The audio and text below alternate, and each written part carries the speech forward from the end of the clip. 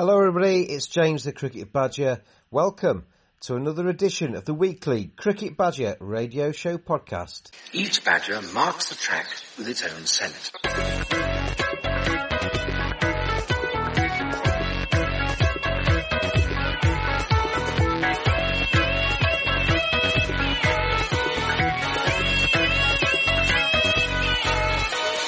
His black legs are short but very powerful for digging.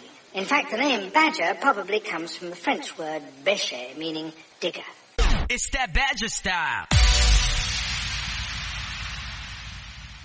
It's a pleasure to have you with us this week. I'm James, I am the Cricket Badger, and this week we have three very special guests. Graham Hardcastle, the Lancashire and Yorkshire journalist, joins us to look ahead to the Big Bash League.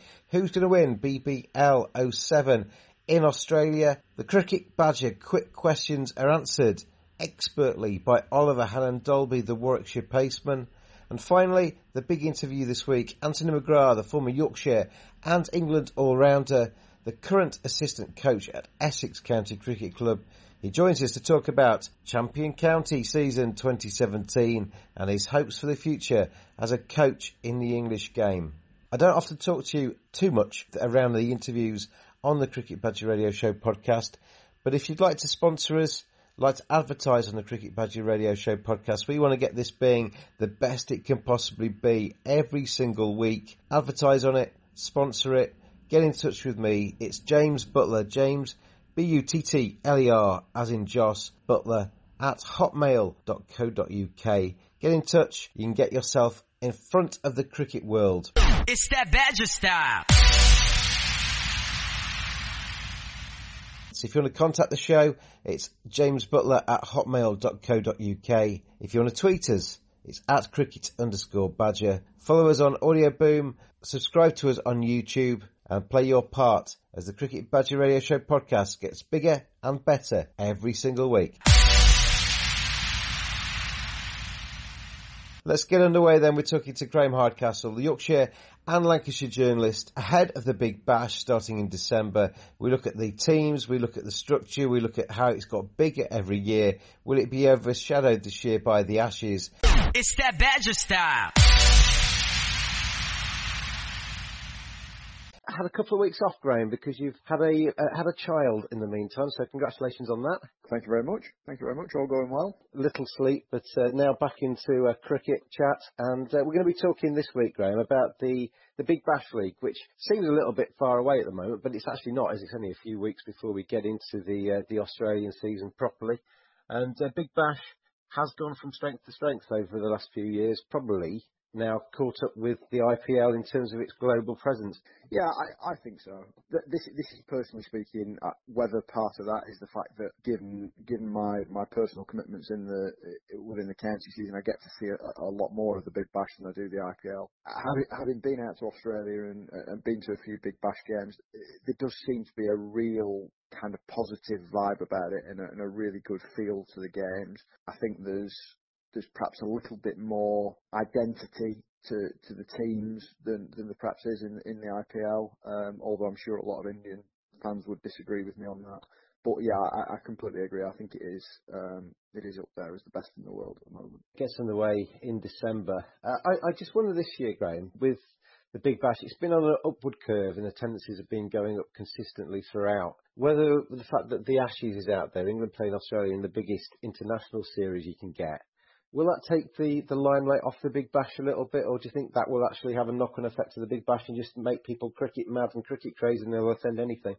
Yeah, well, I was going to play a little bit devil's advocate with you then and say, well, you could look at it the other way and say that, well, everything's geared up for it to be a big summer of cricket. Why shouldn't the Ashes go hand in hand with the Big Bash and make it even stronger, given the fact that people are hell bent on cricket in Australia for that period of time? Yeah, I mean, you know, I suppose one thing that we're not going to be 100% sure of, and the possible knock-on effect, is that if Australia are like 3-0 down by that stage, you know, and they're a bit kind of sick of it all, where does that leave it? But I can't believe it will. It's built up to be such a good product and it's got such a good following that I can't really see the Ashes having too big an effect on it negatively. but I could see it having a positive effect. Having said that, they do seem to sell out most games as standalone fixtures, don't they? So yeah, it may not have that big an impact. And this year, the organisers have really upped the ante in terms of BBL 07. They've increased the number of games that each franchise is going to play, and we've got a few more destinations to go to as well. Yeah, I mean, it's not much, is it? It's 2 games per team, but when you add all that up, it is a reasonable sized expansion for the competition across the board. I think it's good that you go into other outposts of Australia, should we say. You know, Geelong is just outside Melbourne, and then you've got Alice Springs right in the centre of the country, and places like Launceston as well in Tasmania. So yeah, I mean, it is taking it to places which don't see too much sport. I realise Geelong and Launceston get quite a bit of AFL, don't they? And Alice Springs has got a little bit more state cricket over the last few years. But yeah, I mean, it's just building the game in different parts, which can only be a positive. And Australia is a sports crazed country, isn't it? So by taking it to some of these other places I haven't seen Big Bash before, it just extends the reach of the tournament and just gets everybody across the country more excited. The other thing with the extension of the competition with 2 more fixtures, it's not quite got there yet, but one of the, I suppose, bugbears with me with the Big Bash was that teams played slightly different fixture lists. They didn't play each other twice, home and away. They're not quite there yet, but that extra 2 fixtures does get them a little bit closer to that. Hey, as an Englishman with the county championship, you can't blame the Aussies for for that kind of thing. We've got that kind of imbalance in our competitions as well. So yeah, I mean, in an ideal world, that would be the way it goes, and yeah, it seems to be heading in that direction. But yeah, I'm in favour of an expansion to it. You know, as I say, watching it sitting down on a weekday morning and weekends and things like that, I always get to the stage when the final comes where I'm kind of thinking to myself, well, I could have done with another couple of weeks of this, you know. So yeah, to have that added on is going to be great. And I'm looking at the bookies odds for the competition. Perth Scorchers seem to be favourites for the Big Bash 7th incarnation. Would you agree with that? Yeah, I mean, looking at their squad, it doesn't. They seem to be fairly unchanged. They've got a number of stalwarts in there of the Big Bash. They've obviously had massive success under Justin Langer over the last few years. So you'd fancy them to be there or thereabouts, wouldn't you? Yeah, you would. The only unknown with them at the moment is where they stand with their overseas players. I don't think they've announced who's going to come back. Last year they had a combination of 3 Poms in David Willey, Tim Bresnan and Ian Bell. Quite where they stand with that, I would expect certainly David Willey to go back. I'm not sure about the other 2. Yeah, I mean, you would have to say that as things stand, they're the ones to beat. The rest of the squad looks reasonably strong, but like with any domestic team, I guess it does come down to a little bit of luck with international call-ups as well. The one-day series does start towards the back end of that competition. That's Australia-England, so that could have a knock-on effect as well. You know, you can be flying and then lose 2 or 3 of your best players, and all of a sudden you're scrabbling around to find a new formula. One of the teams that really does suffer in terms of their international commitments is Sydney Sixers, isn't it? Because they've got Hazelwood, Stark and Nathan Lyon. Peter Neville as well, their keeper, possibly going to be part of Australia's international winter. That's still to be decided, isn't it? When you've got homegrown talent like that and you lose them to Australia, it does make a big difference, doesn't it? It does, yeah. And you know, I suppose the one thing from Sydney's point of view is that people like Stark and Hazelwood are involved in all forms of cricket for Australia.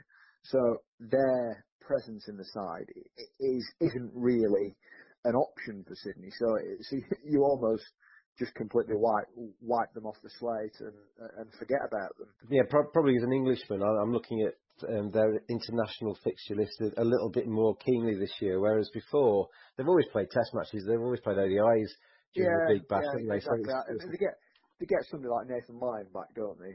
Again, after the Ashes, because he doesn't play one-day cricket. The team that really suffers for me are the Melbourne Stars with international call-ups. You know, you've got people like Glenn Maxwell, who may be involved in all cricket. You know, he's the man in possession of that number 6 spot. although perhaps not the favourite for the Test matches. But he will certainly be involved in the one-day series and the T20s. James Faulkner, likewise. I can't see him being an Ashes pick. But You got Stoinis as well, haven't you? Yeah, you've got Stoinis. Possibly Zampa. Yeah, you've got all these kind of players, and then you throw in somebody like Kevin Peterson who always fancies the Christmas break, then you're going to struggle, aren't you? So, they always look the strongest team on paper, but never really kind of deliver. So yeah, I would agree that somebody like the Perth Scorchers are the ones to beat. I remember us sitting here this time last year, and you were saying that Adelaide were the ones who could put on a show, and they didn't really do it, did they? Oh, well, thanks for reminding me of that. No, it's no problem. But what I was going to say is you might just have been a year early with that prediction. It wouldn't surprise me. I've always been ahead of my time, Graham. They look to have some reasonable firepower in that side, or in that squad, should I say. They've signed Colin Ingram from South Africa via Glamorgan. He looks to be a real weapon in T20 cricket with the bat. Rashid Khan, the young Afghan leg spinner. And he's caused waves wherever he's gone, hasn't he? In terms of the T20 leagues. And then you've got quite a lot of domestic power as well. So they've brought back Peter Siddle. He's come back from the Hobart Hurricanes to join Adelaide Strikers. And although his international days may be behind him, there are rumours that the Australian national team may still turn to him if there are a few injuries. But he's tried and trusted, experienced, and could actually be a really solid component of their team. Yeah, well, he could. But the one thing I would say about Siddle is you don't really know, because of his international commitments and injuries and managing workloads and things like that. He hasn't played a great deal of T20 cricket during his time. So yeah, yes, he's a name. Yes, he's a proven bowler in 4-day cricket and in Test cricket. But has he really got the numbers behind him to be able to say he's going to definitely do it for Adelaide? I don't think he has. But yeah, he's a quality bowler. There's no doubt about that. And it wouldn't surprise you to see him taking a lot of wickets and leading their attack to the right end of the competition. There's a lot of wheeling and dealing still to be done in terms of the rosters for all of the teams in the Big Bash. Adelaide Strikers, as we're talking about them, they've lost Brad Hodge. He's left under a little bit of a cloud, wasn't it, towards the end of the season? Not particularly harmonious departure. And Ben Dunk, who was the leading scorer in the Big Bash last year, has joined the Melbourne Stars. So they have a couple of holes to fill there, don't they? Because although Brad Hodge was coming towards the end of his career, coming in at 5 or 6 in a T20, he seemed to always do the business for them. Yeah, I mean, he's a quality player, isn't he? And somebody like a Dunk, as you say, he's done it for a number of years, and probably even more so than Hodge, given the fact that the responsibility of his batting has been greater than Hodge's. I mean, Hodge has been a great captain and whatever else, but as you say, he's been used sparingly down in that middle order. Dunk has always been right in the thick of the action. So I would imagine he'll be a bigger loss than Hodge, but we'll have to see. In terms of Perth Scorchers as well, one of the interesting components of their side is Mitchell Johnson, who obviously no longer playing international cricket, but comes out of the woodwork for the T20s. And can turn it on still, can't he? He's still got the quality there to win a couple of games for Perth Scorchers. Yeah, he has. As he showed last year, he took 3 wickets in was it the elimination final against Melbourne? Yeah. At the Wacker, very, very cheap wickets, and he just destroyed their chances in a flash. Yeah, there's him. The other one as well is Mick Marsh. He doesn't seem to be close to the Australian team at the moment, given some injuries and things like that. So it looks like they'll probably have him for full competition. That's a major boost. So yeah, they have so much firepower. Even when you do kind of look beyond the overseas, as we were mentioning before. Hobart are interesting to me as well. They have a history of signing English players. They've got Tom Curran and Tyler Mills heading out to Hobart this winter. When you add to that Ben McDermott, who had one absolutely outstanding innings last year, you've got Dan Christian, who's very experienced in that format, George Bailey as captain, and Darcy Short, who had some explosive starts at the top of the order. Hobart Hurricanes aren't to be written off this year, are they? No, and Short bowls some decent spin as well, doesn't he? So yeah, they're one of those sides who wouldn't surprise you either way, if you know what I mean. It wouldn't surprise you if they made it through and had a fantastic competition, or it wouldn't surprise you if they were the wooden spoon men either. They do kind of live on the edge in that sense. You do see a lot not just in the Big Bash, but in any T20 competition. That word momentum, which we talk about a lot in sport, is huge, isn't it? If you can get off to a good start and you can get that ball rolling in the right direction, you can really create waves. But we've also seen some fancied sides get off to bad starts, and it's hard to haul it back. That first 3 or 4 games is important, isn't it? That word momentum is something that is very much a cliche, and you can't really see it in most of the formats, but it is so obvious in T20. As you say, you can get 2 wins straight away. You find a formula, you win Sunday, Wednesday, your next game's Friday, you're full of beans, and you go again and you win, and it just snowballs. And you've got positivity in the dressing room, and because you're winning, you've undoubtedly got people in form as well. So it does snowball, and it has this thing. It just breeds success, doesn't it? Where the reverse can be true, can't it? And I always think with T20, there's those little periods of play where both sides are in it, and it's looking really nip and tuck. But there's a couple of overs always in the T20 which swing it one way or the other. And if you've got that momentum behind you, you tend to win those 2 overs, don't you? And come out on top. Yeah, it is, and as I say, it's more obvious in T20 than any other format, really. And perhaps part of that is the fact that most competitions around the world are played within a block. There's no other cricket on or domestic cricket on in Australia during the Big Bash. The IPL is the same, a little bit different in England, although you do get blocked where there's like 3 or 4 games in a week here and there. So yeah, it does have a big impact. Just looking down the odds, I'm going to choose the odds of William Hill at the moment in the UK. Purse Coaches, as I said, starters favourites 4-1 for them, 92 for the Melbourne Renegades, 92 for the Sydney Sixers, 5-1 for the Melbourne Stars, 11-2 Brisbane Heat, 7-1 for the Adelaide Strikers. It's 9-1 for the aforementioned Hobart Hurricanes, which might be a good price, and also 9-1 for Sydney Thunder. If you were to have a bit of a nibble on one of those teams, would you go with the tried and trusted in Purse Coaches, or would you be tempted further down that list?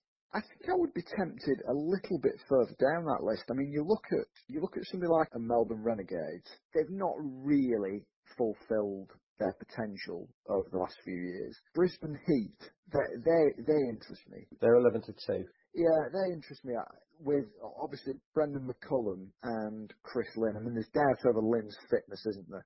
Yeah, if he doesn't get up and be fit, Chris Lynn, then I wouldn't touch them with a barge pole. But there is a chance that they could be fit, or that Lynn could be fit, and they could have a really good tournament. Yeah, and he's huge for them, isn't he? Because we saw in the last Big Bash how dangerous he can be, and then when he was injured, he was a big miss for them. And if McCullum and Lynn are firing at the top of the order, then it could make a huge difference.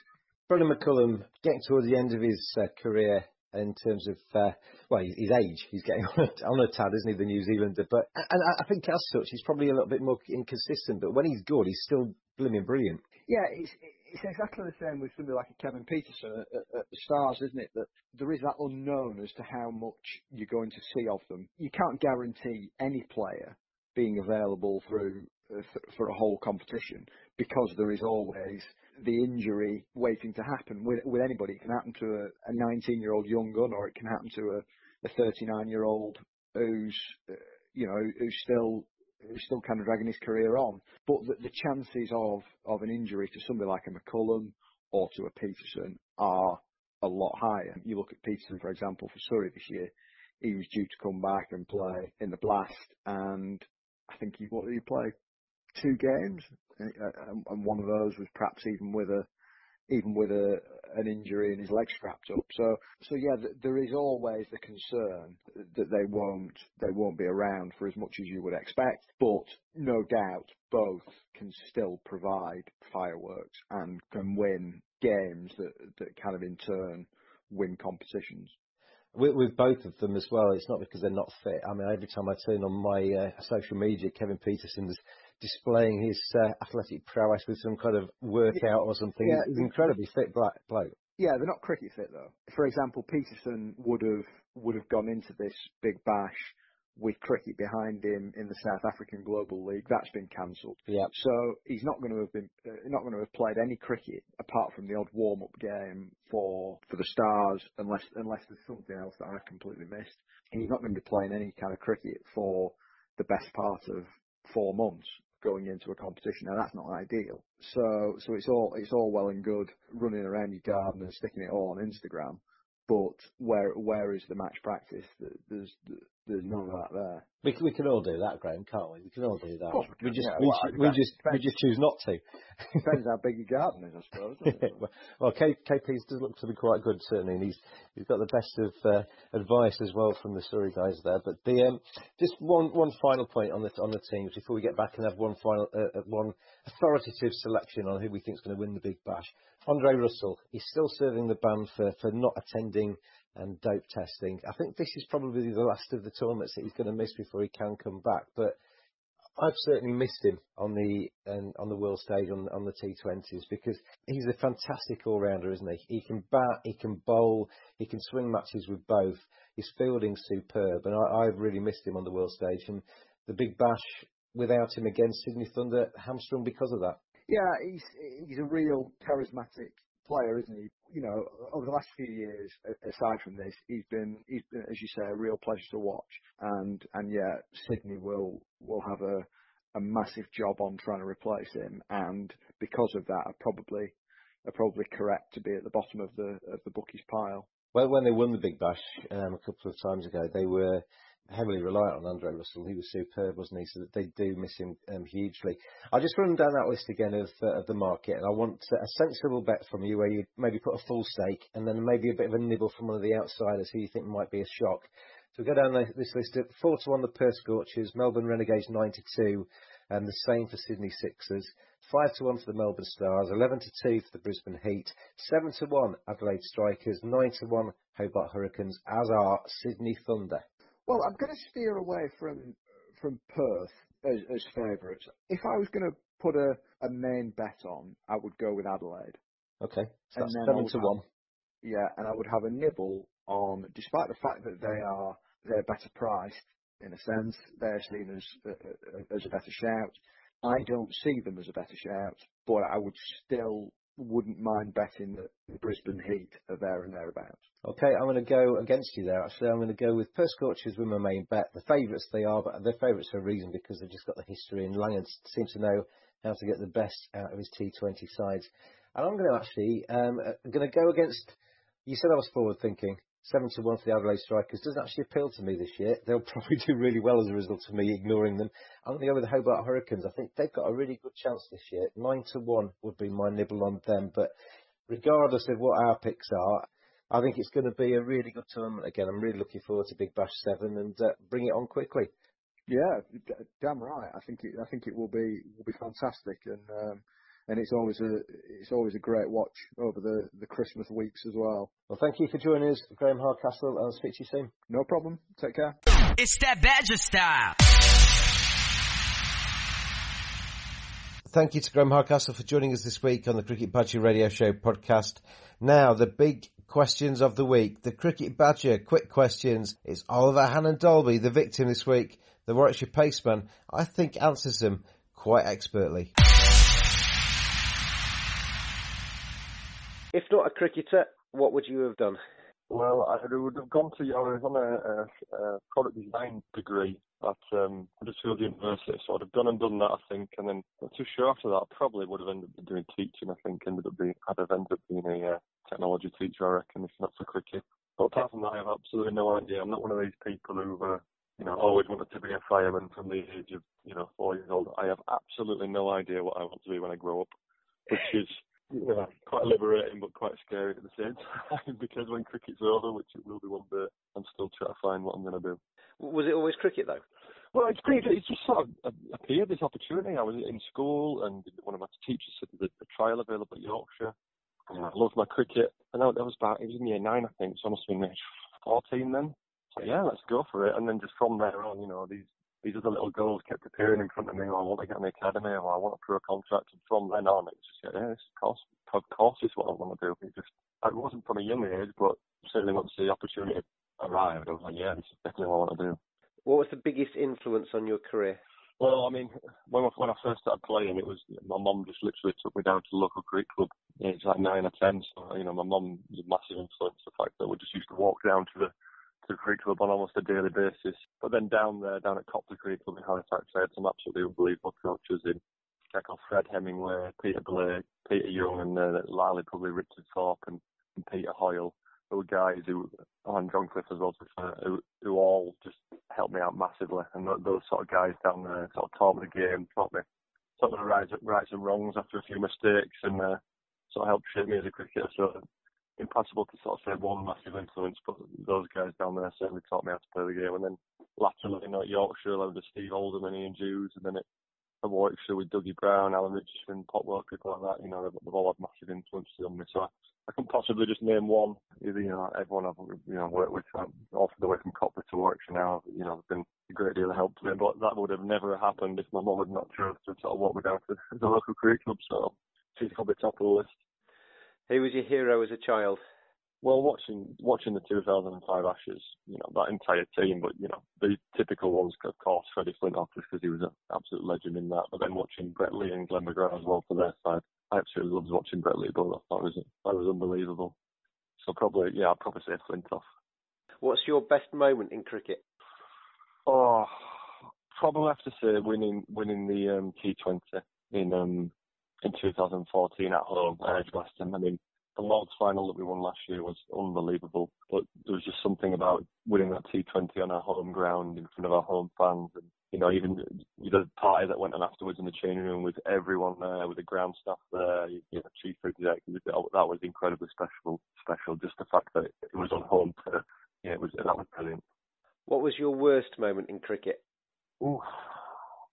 Breaking my arm wasn't great, but I didn't really realise what had happened. But probably leaving Yorkshire. I mean, when I left Yorkshire, I didn't really have a clue who I was as a cricketer.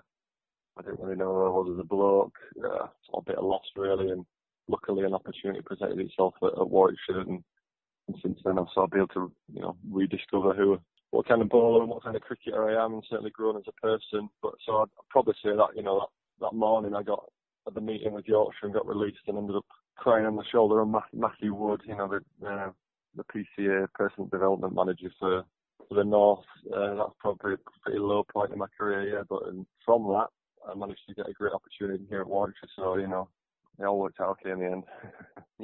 Would you now consider yourself a Brummie? Or are you always a Yorkie? Well, I've not picked up the accent yet. I mean, I love living in Birmingham. It's a busy city. There's always something going on.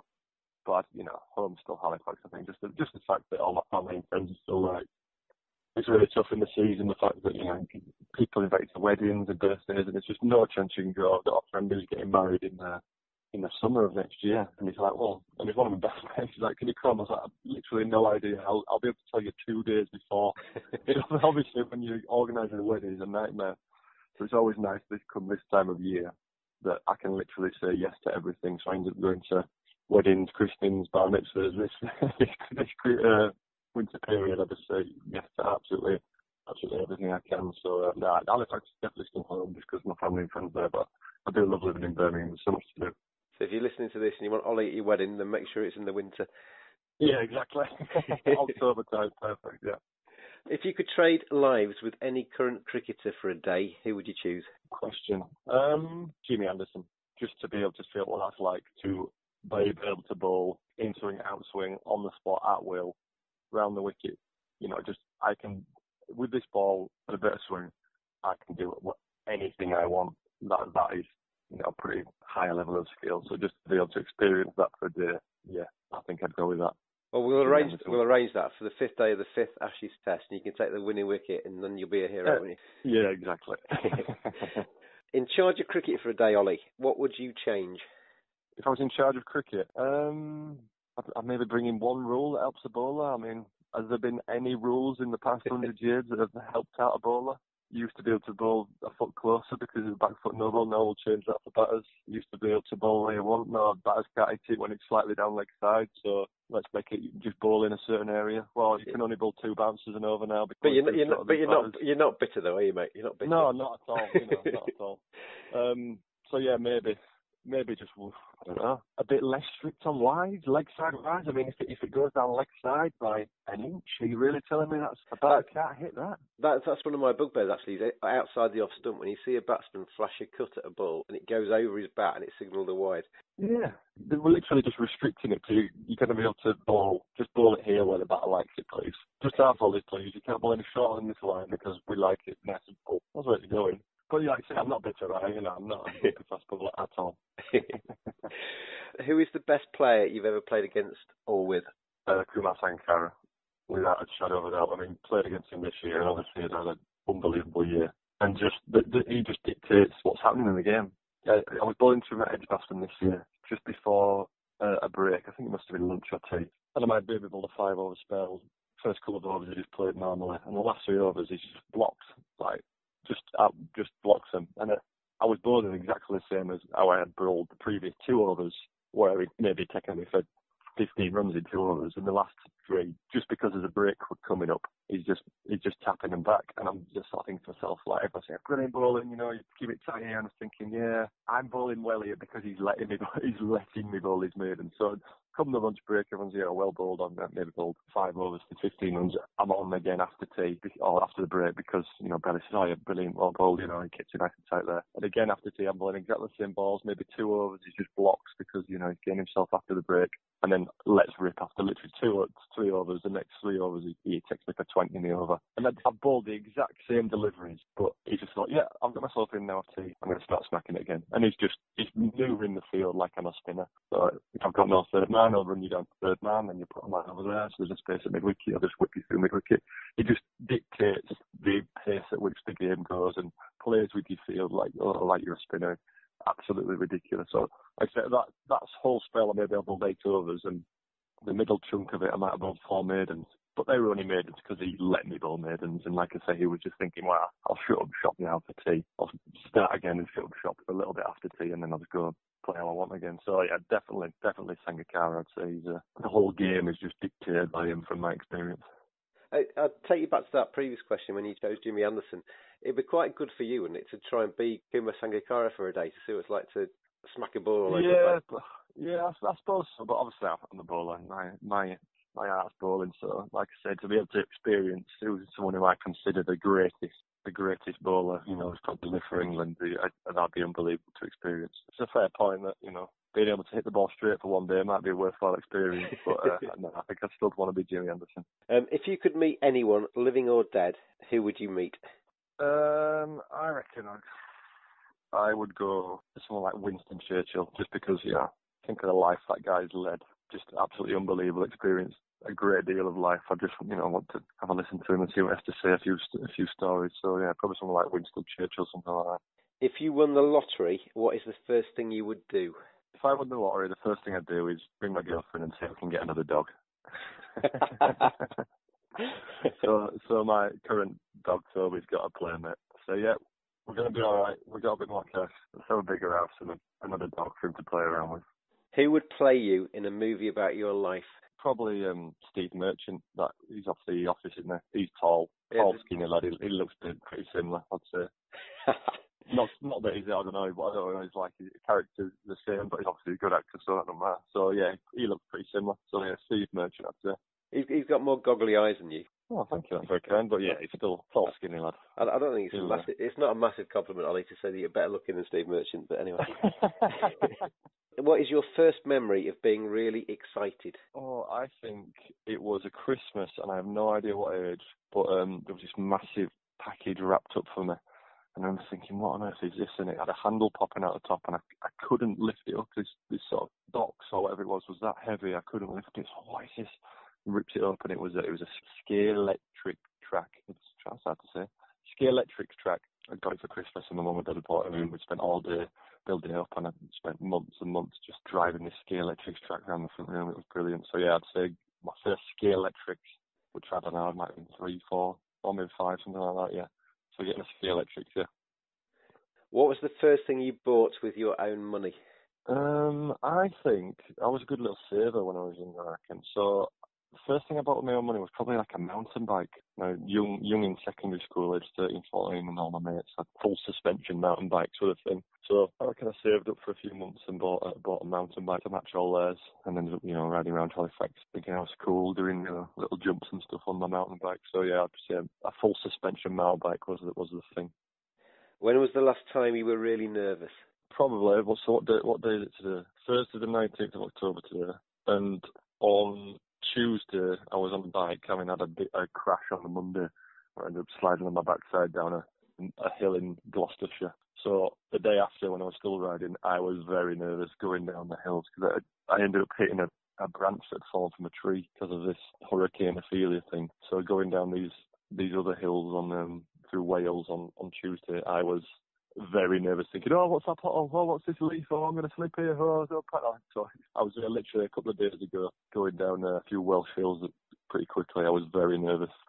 Just to give people a bit more information, you're on the bike initially because you were doing it for charity, weren't you, with other cricketers? Yeah, so I've literally just completed the big bike ride number 3. It's run by the PCA and the Tom Maynard Trust, raising funds for the Tom Maynard Trust and the PCA Benevolent Fund, which are two fantastic charities. The PCA Benevolent Fund looks after cricketers of all ages, from the age of 16 up to 100 years old. The PCA membership has got a very broad spectrum of people who are members, and any of those fall upon our times or need a little bit of help with varying number of things, whether that's tuition for a young lad or a hip replacement for a senior member. The PCA Benevolent would help out, and then the Tom Maynard Trust, mainly aimed at young players, try to get young guys into the game, and paying for stuff like pre-season tours for very rookie players in counties and stuff like that. So to raise money for those guys, we ended up cycling around the country. We went from Edgbaston to Cardiff via Sheffield, which isn't the most direct route.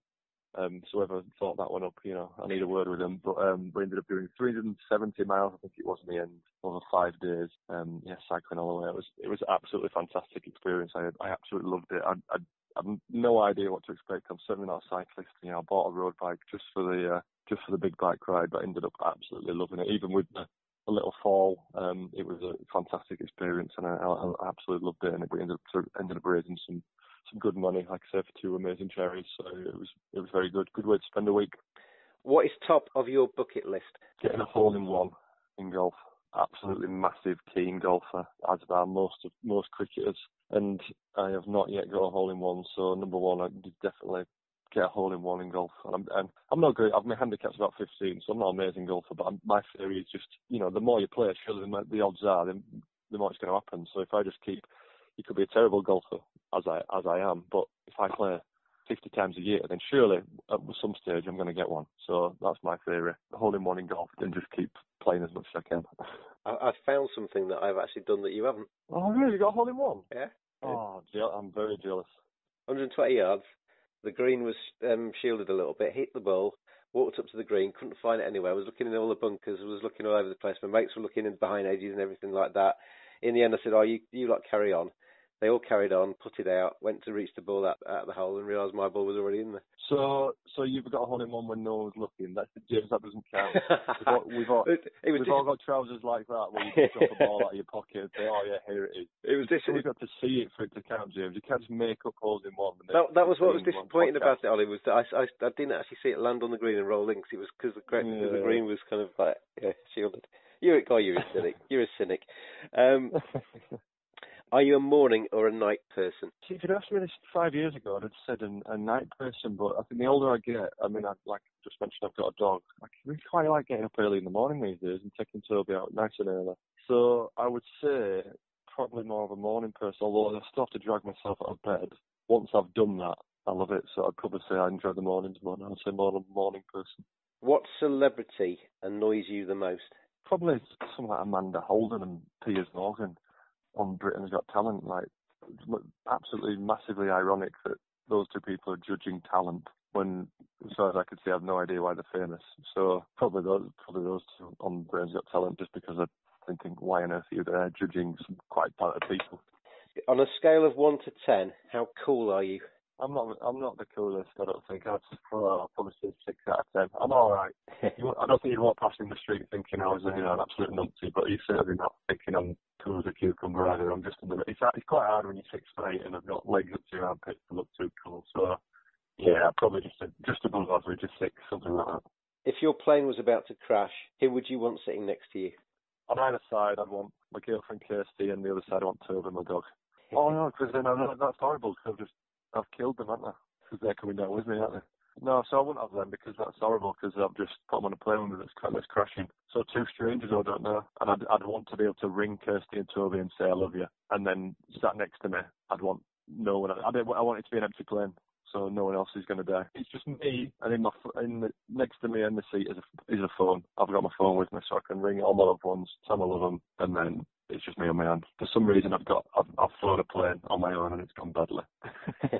If you had access to a time machine, where and when would you go? I'd go back to the day. I know my mum and dad's first date was the day Princess Diana got married to Prince Charles, and they went to the Blue Ball Inn in Halifax. So I reckon I'd go there, just see what their first day was like, and then I'd maybe go back to my first day of school and look at what it was like at first day of primary school, stuff like that. Look back and go to see my mum when she was young.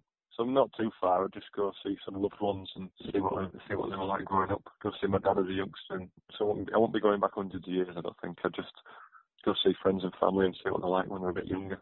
How do you like your steak cooked? Medium rare with a bit of peppercorn sauce and chips. Maybe a bit of mash as well, but probably chips.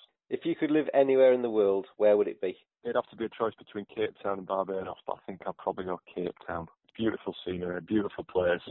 Steaks on tap, medium rare with peppercorn sauce, like I just said. One thing you would change about yourself? A bit more hair, I reckon. I come from my dad's side of the family is notoriously bald. I thought I'd got away with it, up to the age of I'm 28 now, but I think slowly but surely I might be seeing a bit more daylight on top, and I'm a bit nervous to see how far hair thinning goes. And finally, Ollie, what will you be doing in 10 years' time? Hopefully I might still be playing, but barring that, I reckon I'll be coaching somewhere. Maybe a club or a private school, something like that, maybe being a cricket coach, but with a few more dogs, because as I said earlier, I'll have won the lottery by then, won't I? So I'll got another dog, and I might be living in Cape Town if I've won the lottery. So yeah, so I'll be in Cape Town with loads of dogs, doing a bit of coaching on the side, with a lot of hole-in-ones in my back pocket. Roll on 10 years' time, eh? Yeah, exactly. It's going to be a good 10 years, good decade coming up. It's that Badger style. And finally this week, we're going to be joined by former Yorkshire and England all-rounder Anthony McGrath, the current assistant coach at Essex. What a season for that county. Champion county in 2017, won it by 72 points. And Anthony McGrath, as assistant coach, obviously pivotal to that. So we talked to him about Essex's season. We talked to him about his hopes for the future. Remember, this interview was recorded prior to Chris Silverwood being appointed as bowling coach for the England national team. If Essex are looking for a new coach, I think they could do a lot worse than this man, Anthony McGrath. Congratulations on all your achievements. Thank you very much. Thank you. It's been a pretty special summer, isn't it? It has really, yeah. I mean, from the start, I think most people expected us to be in a relegation fight. So, yeah, to turn it round, it's been very good. You didn't just win it, but you won it at Cantor in the end, didn't you? Yeah, I mean, it was one of them where we got points early, but we were even expecting us to drop points, but we just seemed to manage to keep on winning, and others, just drop away. Like you say, in the end, it was really, really comfortable. And have you had some good celebrations? Yeah, last couple of weeks were quite heavy, and then we had a couple of do's down there, then a club dinner, etc. So I'm looking forward to a little bit of quiet time now. I'm getting to world, James. I know that feeling. You had all that time at Yorkshire, and were known as a Yorkshire player, etc., etc.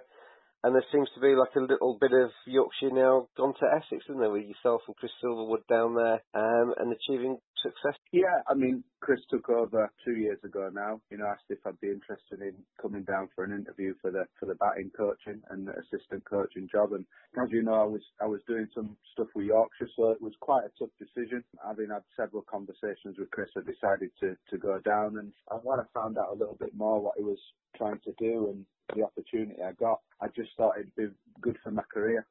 As you say, I've always been at one club, and I thought if I needed to develop and just see how other places run and how other places operated, it would be an ideal time. So I think that Yorkshire connection definitely helped that. You say that, you obviously went to see a different club in action, having spent, all your career at Yorkshire. What's the biggest difference, you think, between Yorkshire and Essex? What have you uncovered there or discovered there that might be different to you that you've... There's quite a lot, really. I mean, I wouldn't say one thing. I mean, in terms of size, Yorkshire's a test match ground. Probably there is more press attention around. Essex is a so-called smaller club, certainly a lesser budget and, lesser funds to do things. So you've got to do things in a different way, but I think that just gives you the opportunity to probably, do things you might not get away with at a bigger club. I think the players are given probably more freedom's probably the wrong word, but probably I don't know what the right word is, but they're probably not under the microscope as such, so they probably express themselves a little bit more. A bit more relaxed, are they? Yeah, I'd say so. Yeah, and that's the biggest thing I noticed, and it's hard to describe. I mean, you've been inside Yorkshire, so so it's difficult to explain to someone who's not been there. But with a big club, it's just sometimes you have to do things in a certain way. Whereas at Essex, I think everyone is treated as an individual who can make their own decisions and be responsible for that. And I think the whole club, because it's more of a family feel.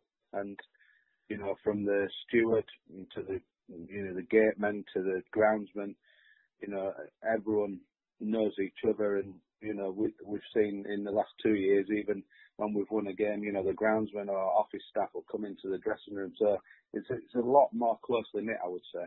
I remember speaking to an ex-Yorkshire player, I won't mention him, but he basically said that he played at another county as well, and he basically said that at Yorkshire you needed to have something about you. You needed to have a little bit more about you to maybe succeed at Yorkshire because of all the history, because of all of the expectations and the big ground and the demanding support. It took more to do that. I guess that kind of ties into what you're saying, that it might be, at Essex and maybe some of the other counties might be a little bit easy to forge your career, would you say? Or? Yeah, I wouldn't say easy because, you still have to perform, you yeah. still have to train to a high standard. But, yeah, I know what you're saying, and that's roundabout. Yeah, there's probably more the expectation, and I think the players who come from outside and go to Yorkshire sense that, and growing up there, you're aware of that, of all the history.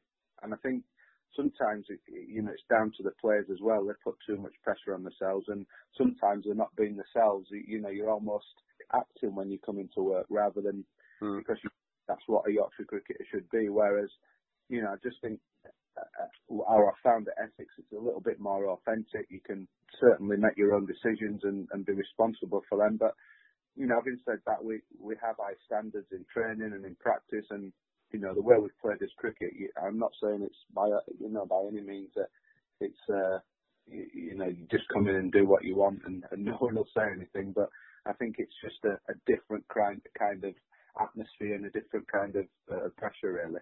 And the proof's been in the pudding, isn't it? It's certainly not been, when we use the word relaxed, it's not been the relaxed couple of years for you. Promotion up and then winning the championship this year and winning it by a distance as well. It's been a pretty successful time. Yeah, it has, and again, I don't want people to get the wrong impression. Myself and Chris and all the players and the club, want to win every single match. I think if you look at our record the last 2 years, we've really had a go at each competition and been close in a couple of the others. And the players and the captain Ryan Tenderscarter is a fantastic player and professional, and he has a huge part in running that dressing room. So. We take it very, very seriously. We want players to come through and play for England. And, we just want to try and play that kind of exciting brand of cricket. And I think we've done that, specifically in the 4-day stuff. We've really tried to take the battle to teams. And I think, as you said, you've seen it in our results, not just this year, but last year. Winning both divisions is no mean feat. And, we've really been a team who've, entertained and played some good cricket. So is it that easy? No, no. I mean, you've been around the game long enough. I must admit, I've not seen many seasons like this where teams come up and won 10 games out of 14. I mean, it's absolutely incredible, really. But again, it goes back to, even though I've said the relaxed word and people associate that with different things, there's been a hell of a lot of hard work, especially from the players, through the winter months, and then committing to every time we practice. I mean, they really do practice really well. Skills, fitness has been really good this year. But I think the key is, myself, we'll go back to Chris as well, I think it's really about that relationship with players, people, getting people together, enjoying each other's success, and really being, kind of one team in it together. And I think that's why I think we've seen, even when we've had occasions where we're behind in the game, everyone's pulled together, someone's put their hand up and managed to pull us through. And I think that's a testament of a really strong team. Played 14, won 10, as you say, drawn 4, not been beaten, won the division by, let me do my maths here, 72 points. And basically you got to a situation there where you'd sealed success.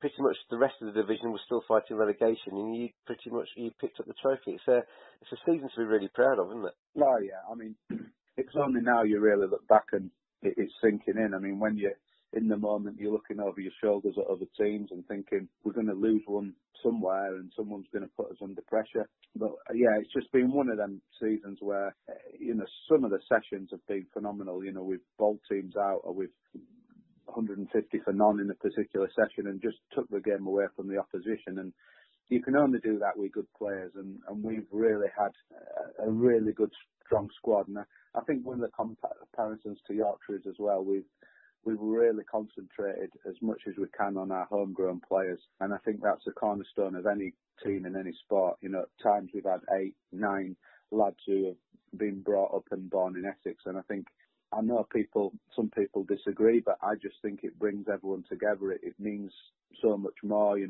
family and friends are from there. And in them darker times, you do pull together because you're playing for an area you grew up in. So I think that's hugely important, in my opinion. I know you and Chris are very proud of your Yorkshire roots and the careers you had with Yorkshire, but with Essex, you got one over your old county this year, didn't you? It must have been quite nice. Was it Scarborough, wasn't it? You had a very comprehensive win. Yeah, first time, obviously, I'd been back. I think Chris has played against Yorkshire before and been involved as a coach. So they were always going to be special. Yorkshire's always going to be special to me because I spent so much time there. But now I'm at Essex, Essex is my club, and we were very much determined to go up there and beat Yorkshire. We know how tough it is to beat Yorkshire at Scarborough. I know they've lost 1 or 2 the last year or so, but they're normally very strong. So it was a great occasion. All my family were up, who I hadn't seen for a while, sisters, etc. So and we managed to really put in one of our best performances, especially with the ball. Jamie Porter and Mohammed Amir were absolutely exceptional. And the game was over in 2 days. So I think from that moment on, when we won that game, that really gave us that belief to say, we could really do something special here. There was still, I think, 6 games left after that, but we knew we had a tough run in. But having won up at Scarborough in the manner we did, that really gave us a huge jolt in the arm. You mentioned 2 bowlers there. Mohammed Amir had a real impact for you, didn't he, when he signed? Jamie Porter had a terrific summer, and it's a shame. I saw the other day he's injured at the moment, so he's going to miss the Lions trip, isn't he? And Simon Harmer as well was hugely influential.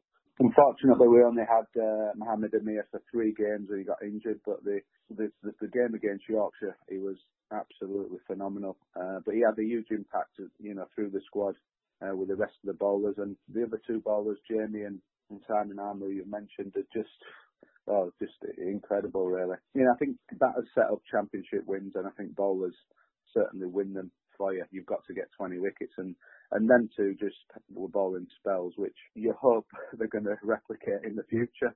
But, you're just sometimes there witnessing some real quality. I mean, Simon Harmer's 9 wickets against Middlesex, probably the one that stands out for him, even though he's got many. And Jamie, throughout the year, just seemed to blow up the top order, and his spell, second innings against Somerset, where we only had 50 overs to bowl them out. Again, just incredible. So it's a shame, as you say, he's missing out on the Lions, but he's only young. I think if there's any doubt, it's sensible to rest him. But we're hoping that these guys the test is now that they can come back next year for us and reproduce. That's going to be the next test of a team is, can we back up our performances? Yeah, you talked about the bowlers there. You had a pretty decent batsman at the top of the order at the start of the season. The way the fixtures panned out meant you got eyes to cook for a fair portion of that first part of the season, and he performed for you, didn't he? As a batting coach, you probably didn't have too much to do with that. No, I think he tells me what I'm doing right. No, I mean, he's a fantastic guy, and again, because he's played at Essex, he really wanted to be part of it. I think he could see direction we were going in. He made himself available, not just Championship, but he played so well for us in the 50 overs, and we just lost out in a fantastic game in the semi-final to Notts, which he got another 100 in. But just having him around, I mean, his runs, yes, were important, but just the way he is as a guy, very level. England's highest ever run scorer, but more importantly, just a good bloke, someone who was very good in the dressing room, not just for the staff, but for Ryan as captain. And, his professionalism, always in the nets, always helping the batters out, training.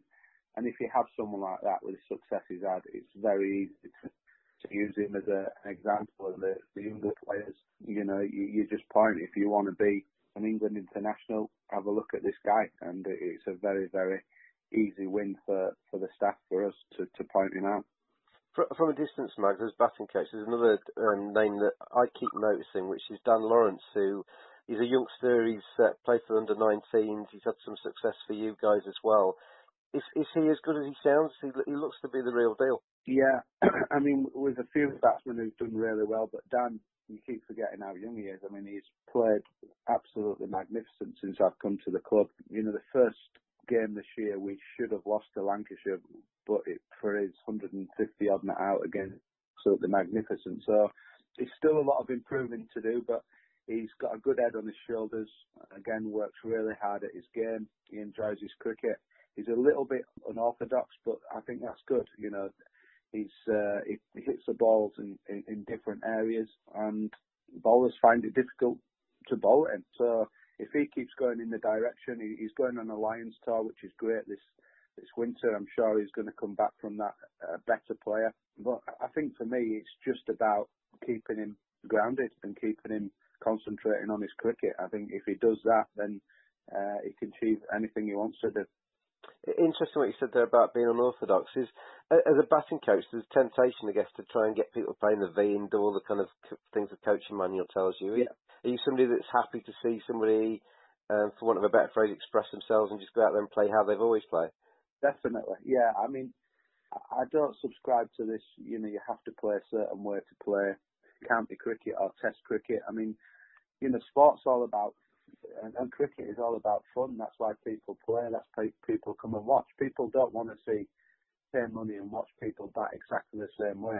If I were coming and paying, I'd want to see a Dan Lawrence, because he does hit the ball in different areas. He's got a different stance. He takes on the spinners or the fast bowlers. He's exciting to watch. And I think in England sometimes, we can coach that out of players. And certainly, I'm very young as a coach, but I'm very keen to let players find their own way. And if they've got a different method and it works, then so be it. I'm very supportive of that. And yes, you have to change things now and again if things aren't working. But I think that's what you want to see. You want to see someone different. So yeah, I mean, from my point of view, I would never try and intervene and change something as fundamental as someone's raw talent and technique.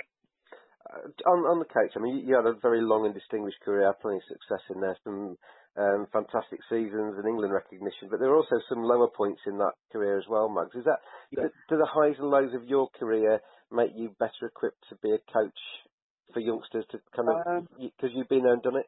Yeah, I don't know better equipped, but I certainly experiences you get from that, and more from, as you pointed out, the lower moments. I mean, I had seasons where I really struggled, particularly when I was younger.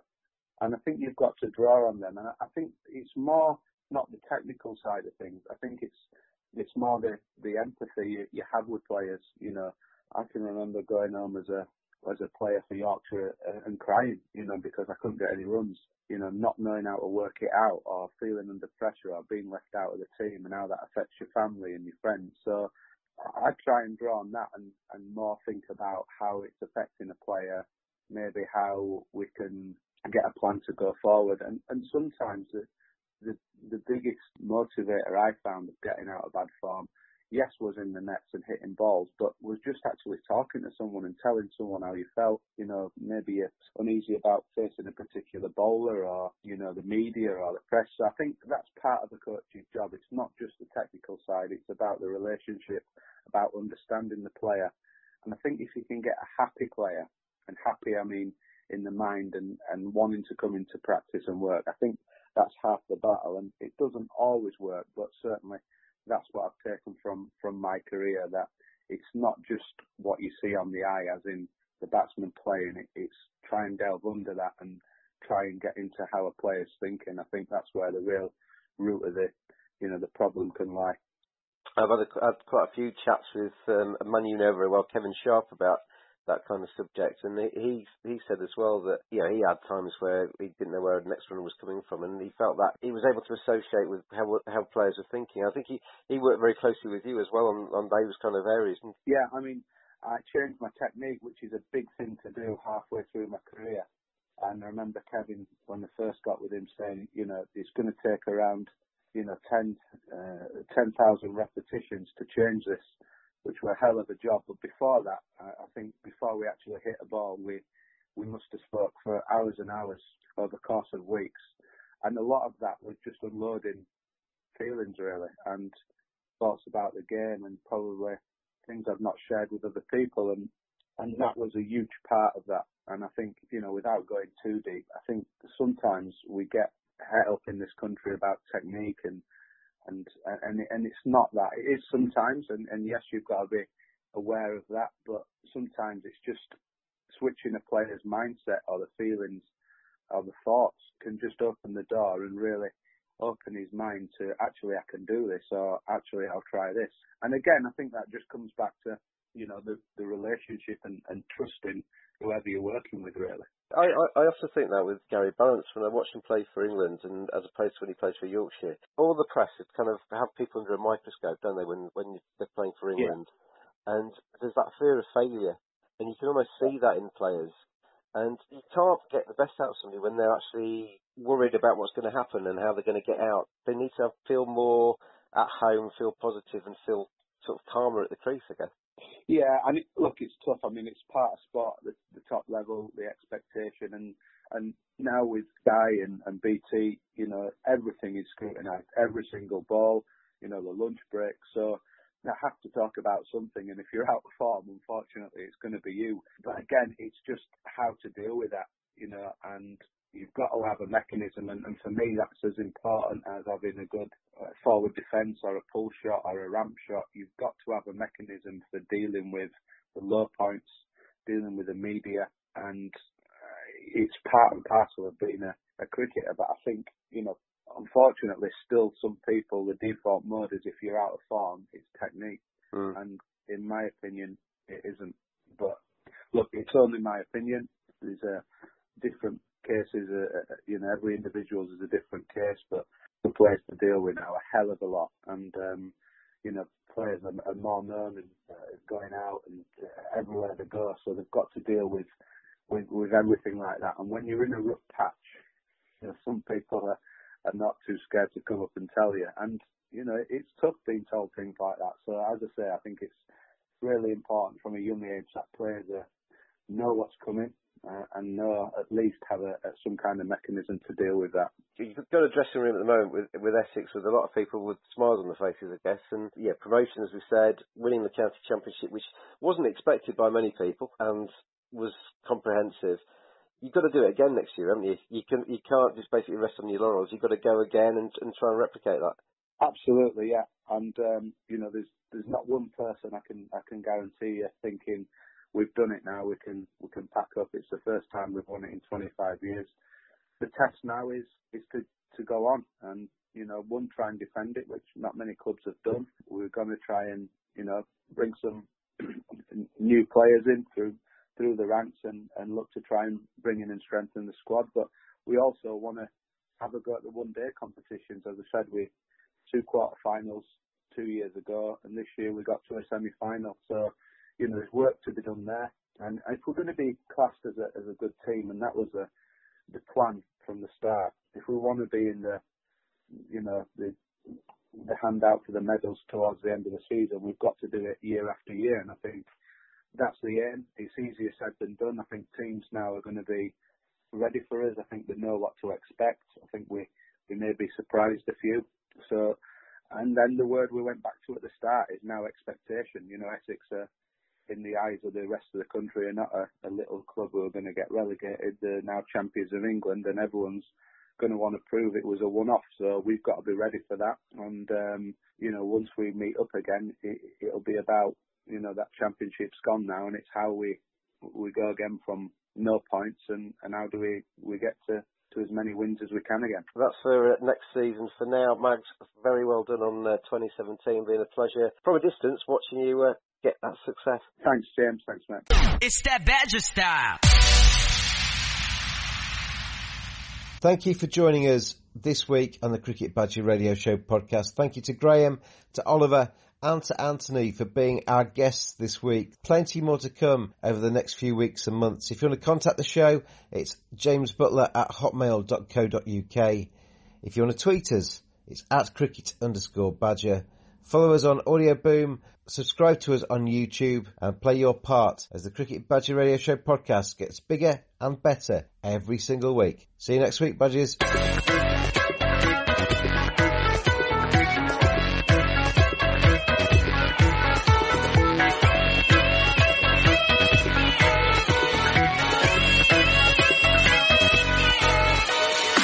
It's that Badger style.